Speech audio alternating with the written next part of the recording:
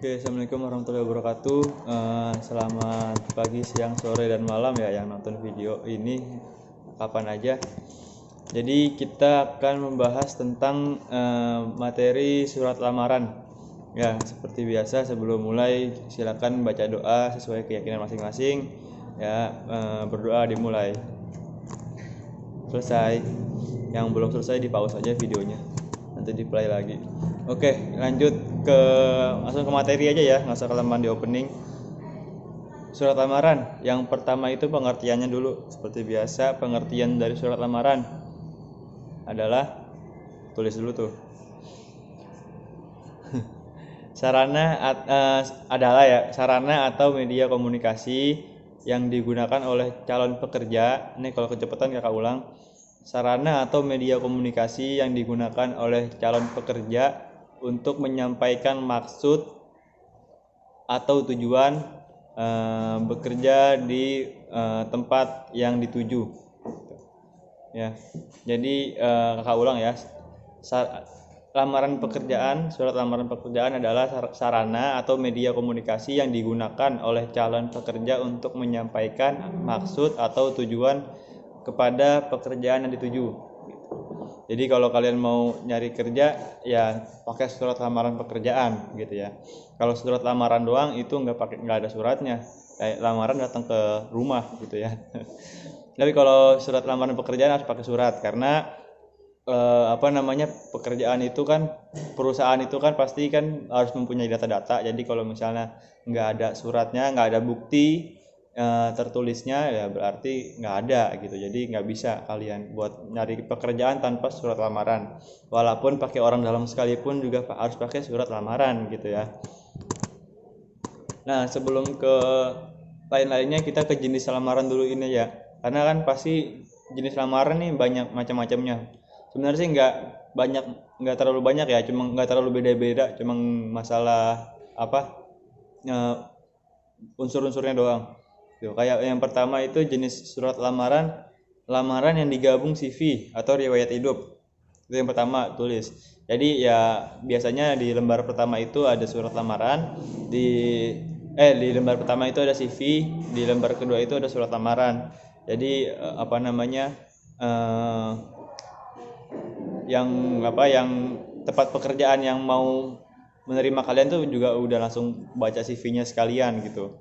Terus yang kedua itu surat lamaran yang terpisah dengan CV. Jadi ya CV beda, surat lamaran beda gitu.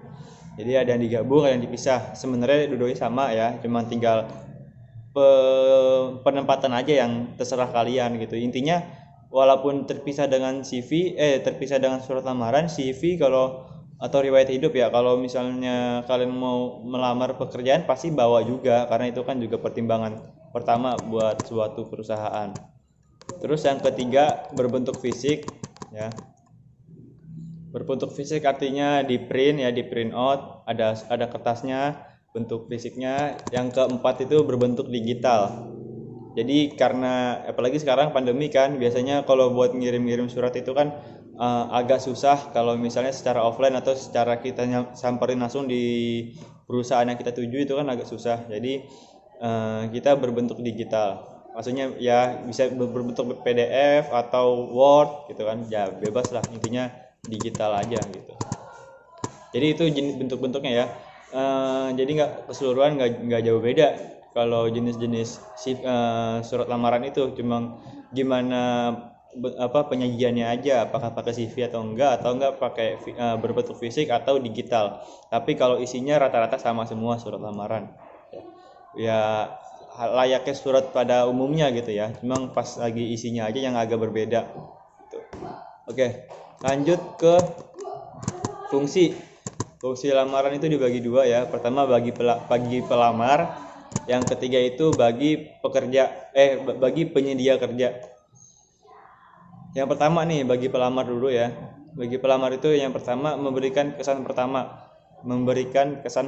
Jadi kita membuat surat lamaran pekerjaan ya, itu sebagus mungkin, semenarik mungkin, karena itu menjadi kesan pertama kita bagi suatu perusahaan. Kalau misalnya terlihat dari surat lamaran pekerjaannya monoton atau biasa aja, ya itu kan membuat kesan kita ke penyedia kerja itu ya seperti itu ya, orang yang kreatif atau biasa aja gitu. Jadi menjadi pertimbangan untuk diterima atau tidaknya kalian di dalam suatu pekerjaan. Jadi itu bagi yang pertama ya. Yang kedua sebagai alat komunikasi. Jadi nggak mungkin kan kalian itu ngomong pengen masuk pekerjaan itu secara lisan gitu. Pasti ya dengan surat lamaran pekerjaan lah kalian bisa berkomunikasi kalau kalian itu menginginkan kerja di suatu pekerjaan. Jadi kalau misalnya kalian ngomong lisan itu kan nggak legal ya. Jadi itu ilegal karena harus ada suratnya sebagai alat komunikasi gitu. Itu yang kedua. Yang ketiga, menunjukkan permohonan yang serius. Nah, ini juga fungsinya juga bagi bagi pekerja ya. Kalian bisa menuangkan kata-kata kalian bukan seolah-olah ya, menggambarkan keseriusan kalian itu untuk diterima pekerjaan dengan kata-kata yang kalian buat di dalam surat lamaran pekerjaan. Kalau misalnya kalian biasa aja, nggak terlalu serius atau nggak terlalu pengen banget kerja, ya mungkin kan kalian juga bikinnya ya biasa aja. Tapi kalau misalnya kalian pengen banget kerja kan pasti di situ ada kata-kata yang benar-benar menggambarkan keseriusan kalian untuk mencari pekerjaan gitu. Jadi itu yang ketiga ya. Nah, yang keempat nggak ada, kita langsung ke bagi penyedia kerja gitu. Bagi penyedia kerja ya nggak ada yang pertama karena ini cuma satu poin ya.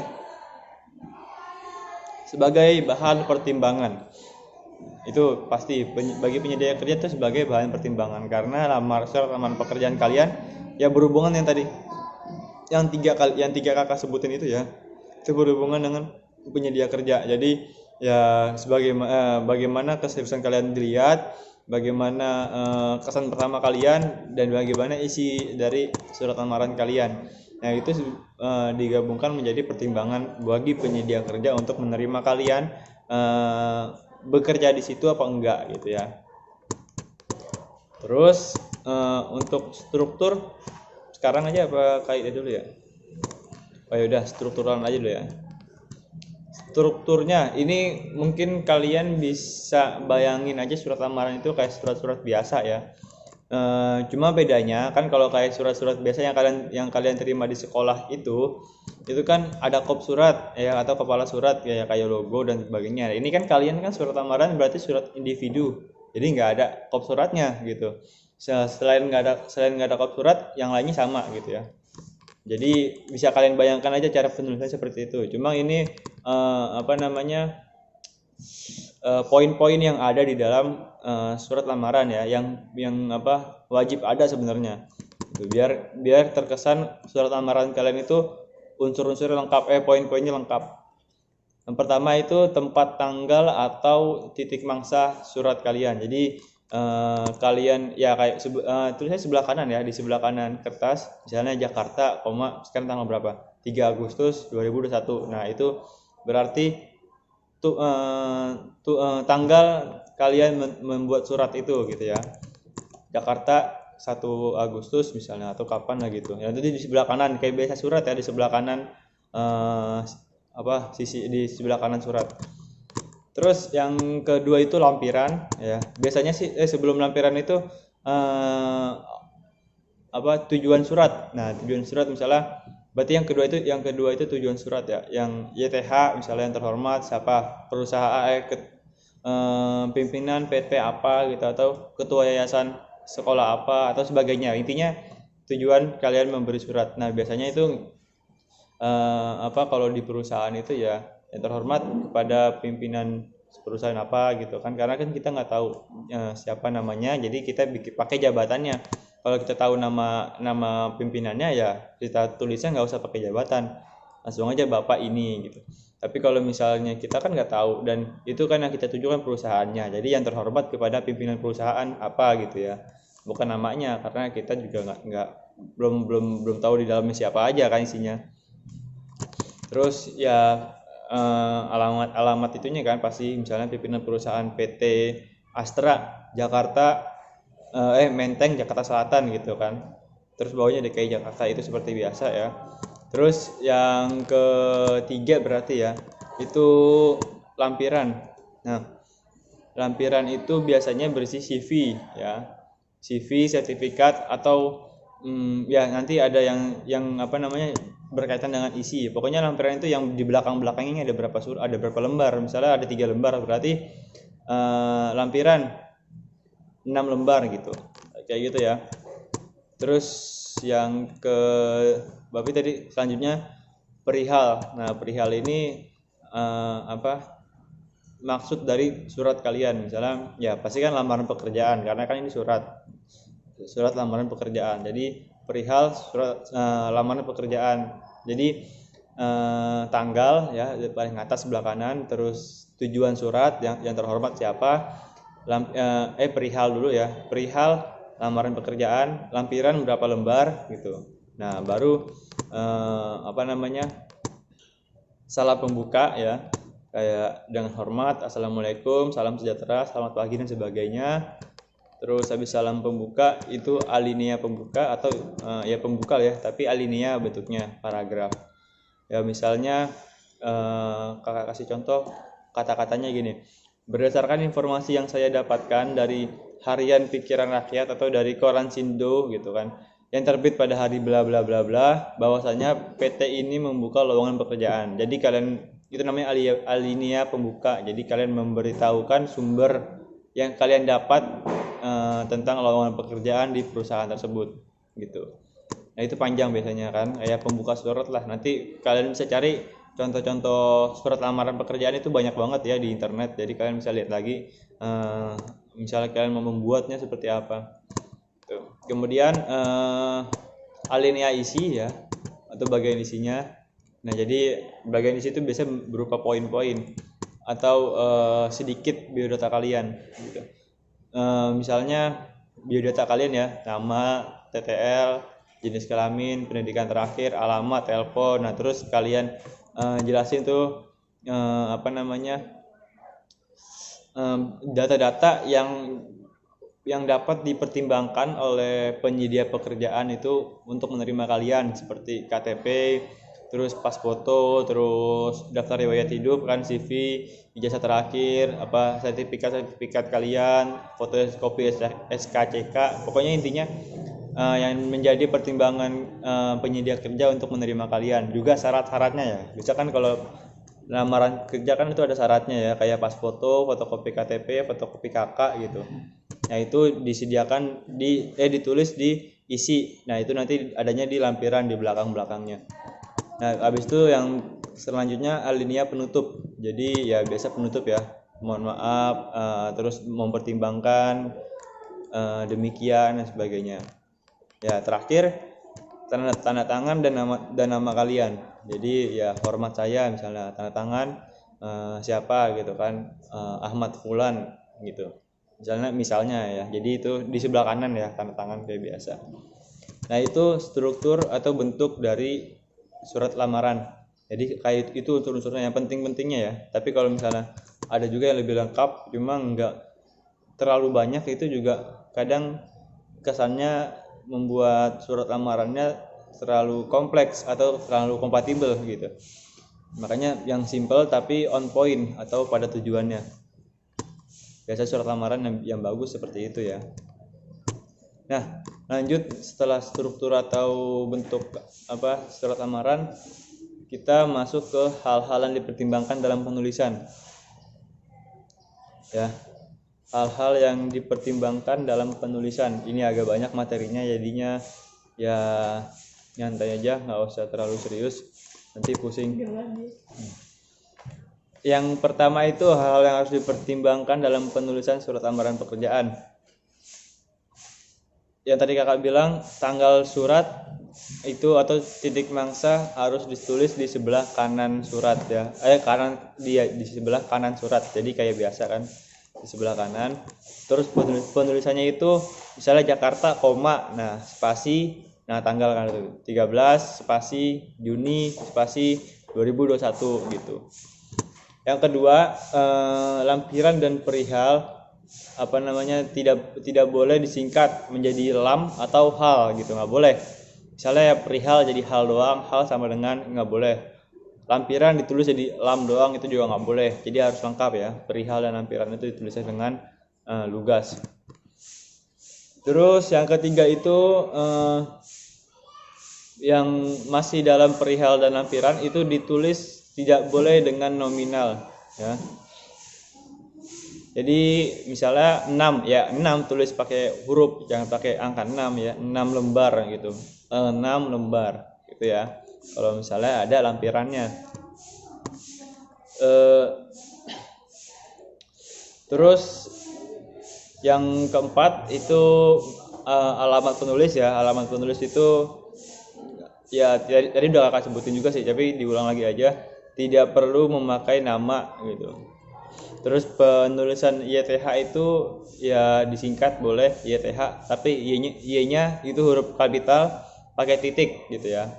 Huruf kapital terus YTH titik. Nah, siapa jabatannya. Ya. Tidak perlu pakai bapak. Misalnya bapak pimpinan siapa, jangan. Karena kan itu kan pimpinan kan jabatan. Kalau jabatan itu kan bisa cewek bisa cowok. Jadi jangan pakai bapak atau ibu, jangan. Tapi langsung aja ke nama jabatannya ya. Jangan pakai apa namanya, kalimat tambahan bapak pimpinan atau ibu pimpinan siapa gitu. Karena takutnya salah juga kan, menyinggung orang tersebut. Yang kelima, alinea pembuka dibuka dengan salam pembuka ya seperti biasa. Terus keenam, isi itu ditulis dengan identitas dan data penting kalian. Yang ketujuh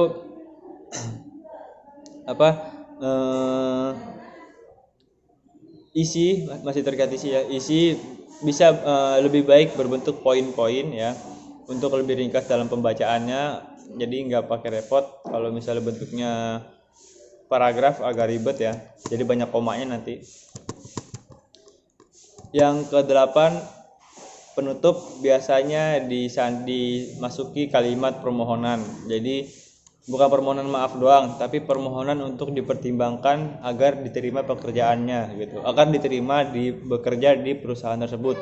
Itu ya kan, kalau surat biasa kan ya demikian, mohon maaf apabila salah kata kan seperti itu kan. Nah ini kalau di surat lamaran itu penutupnya itu ada permohonan untuk mempertimbangkan agar diterima di dalam suatu pekerjaan tersebut gitu.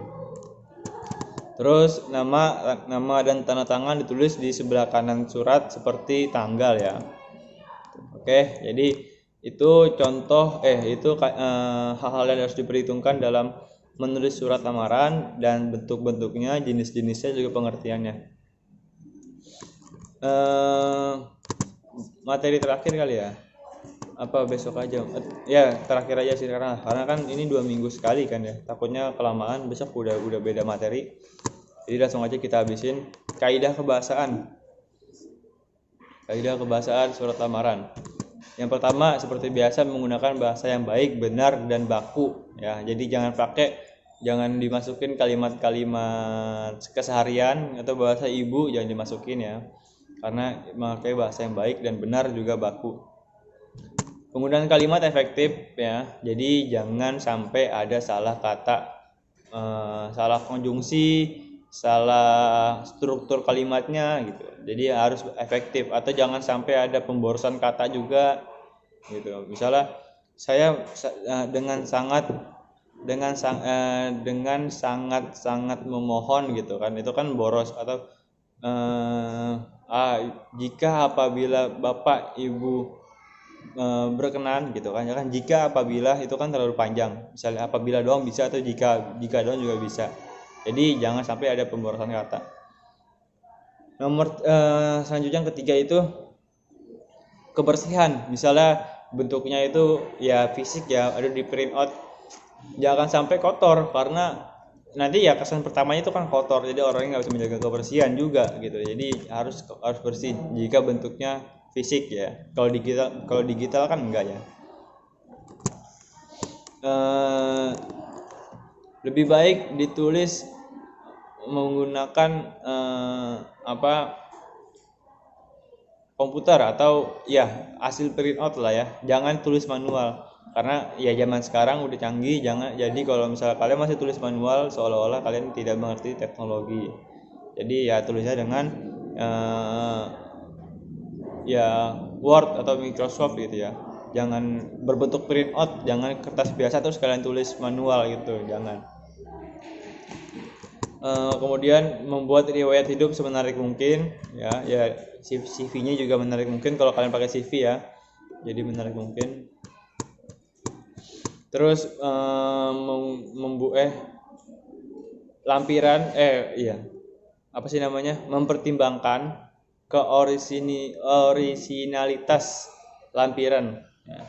Mempertimbangkan keorisinalitas lampiran. Jadi ya lampirannya kan kayak sertifikatnya itu bener-bener asli gitu, jangan yang palsu. Ijazahnya, kecuali kalau misalnya boleh pakai fotokopian nggak apa-apa, tapi kalau misalnya suruh yang asli ya yang asli gitu. Tapi sekarang jarang sih ya pekerjaan itu yang mengambil ijazah asli, jarang, biasa fotokopian. Nah, jadi itu eh, kaidah-kaidah kebahasaannya ya yang harus kalian tulis. Ada lagi sorry. Mana tuh? Bentar. Oh, ini dia. Yang selanjutnya itu menggunakan kata argumen. Jadi ya kalian di situ terdapat argumen. Terus menggunakan kata penegas ya. Di dalam penutup itu ya, di alinea penutup itu terdapat kata-kata penegas. Terus menggunakan kalimat pernyataan umum. Dia menggunakan argumen ya. Misalnya contoh gini, untuk melengkapi beberapa data yang diperlukan dan sebagai bahan pertimbangan, saya melampirkan juga kelengkapan data diri sebagai berikut. Nah itu argumentasi, karena menurut kalian ya, walaupun misalnya diperlukan apa enggak juga nggak tahu, tapi intinya dipakai aja. Nah terus pernyataan penegas misalnya gini, demikian permohonan surat lamaran kerja ini saya buat dengan sebenar-benarnya. Nah itu kan penegasan ya, dengan sebenar-benarnya dan sejujur-jujurnya. Nah itu penegasan. Terus membuat kalimat pernyataan umum, misalnya berdasarkan informasi yang saya peroleh dari koran Sindo, bahwasannya perusahaan Bapak Ibu membuka lowongan pekerjaan untuk beberapa posisi. Nah itu contoh pernyataan umum di alinea pembuka. Nah itu tambahannya ya 3 itu doang. Jadi kurang lebih itu ya 25 menit ya. Silakan dicatat dan kumpulin catatannya. Oke, kurang lebihnya mohon maaf. Wassalamualaikum warahmatullahi wabarakatuh.